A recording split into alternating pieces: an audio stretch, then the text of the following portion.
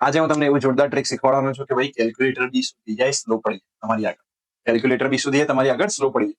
તો જો 95 into 97 કરવાનું છે. આ ટ્રિક ક્યારે લાગુ પડશે? જ્યારે 91 થી 100 ની અંદરના જે નંબર્સ હોય અને એ બે નંબર્સનું મલ્ટિપ્લિકેશન કરવાનું હોય ત્યારે આ ટ્રિક લાગુ પડશે. 95 છે તો 100 થી કેટલા ઓછા થયા? તો કે 5. 97 એટલે 100 થી કેટલા ઓછા થયા? 3.